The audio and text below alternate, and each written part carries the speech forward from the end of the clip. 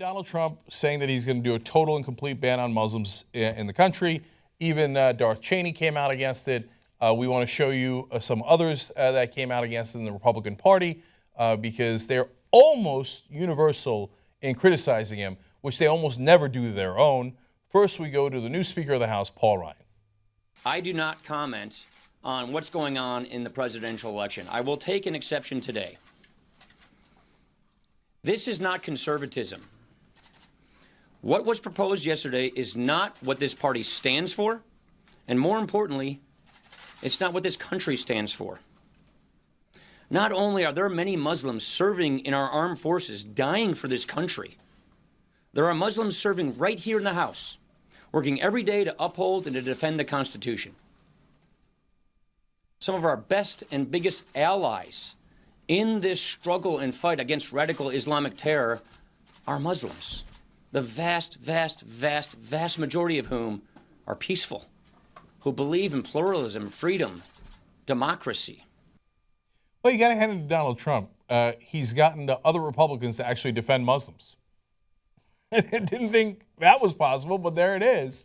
So give Paul Ryan credit there. Rare time that I agree with him, but he basically said to Donald Trump, dude, what are you thinking? You can't ban Muslim veterans that are American citizens from coming back into the country. You can't ban U.S. citizens from coming back into the country. You can't ban all Muslims.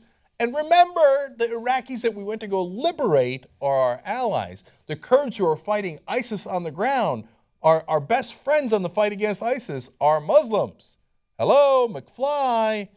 So now, of course, the other presidential contenders come in here. Jeb Bush tweets out, Donald Trump is unhinged.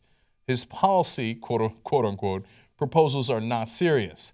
Lindsey Graham goes further. He says, Donald Trump has gone from making absurd comments to being downright dangerous with his bombastic rhetoric.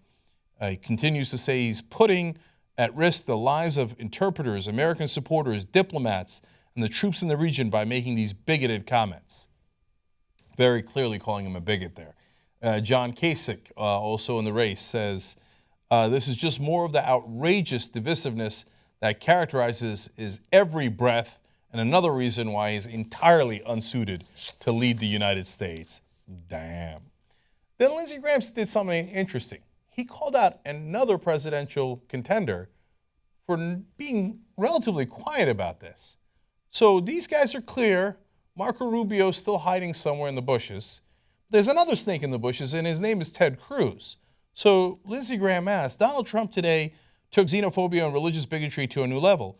It is time for Ted Cruz to quit hiding in the weeds and speak out against Donald Trump's xenophobia and racial bigotry. So is he going to do that? Here's what Cruz said.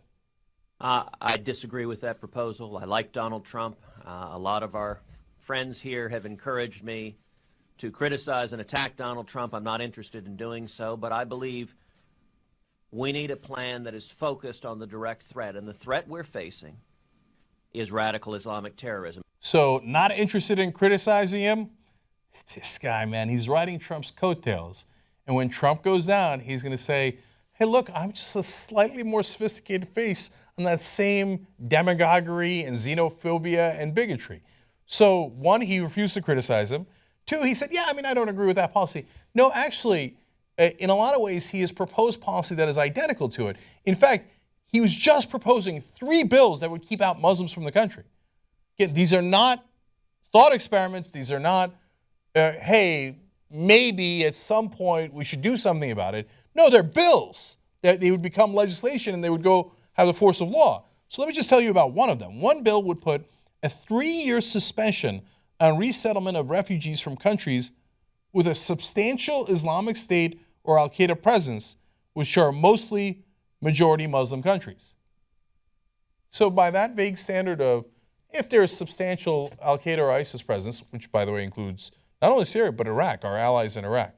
So Kurds that were fighting on the ground with us against ISIS, if you're in Iraq, sorry, significant ISIS presence in Iraq. You're mainly a Muslim country. You're banned. And remember, Ted Cruz also, specific proposal, said that he would take Christian refugees from Syria, but he would not take Muslim refugees from Syria. It's the same snake by a different name. So I don't know if people are going to also go after Ted Cruz on his hideous proposals that are very, very real. You know, by the way, speaking of that snake in the weeds, you know who's leading right now in Iowa? Number one in Iowa. Not Trump, not Carson, not Rubio, Ted Cruz. So as the entire Republican Party has turned against Donald Trump, the guy who is poised to take his place is in reality a little savvier, knows how to do politicking and marketing a little bit better than Donald Trump, but has the same proposals. A rose by any other name. Not quite a rose, though.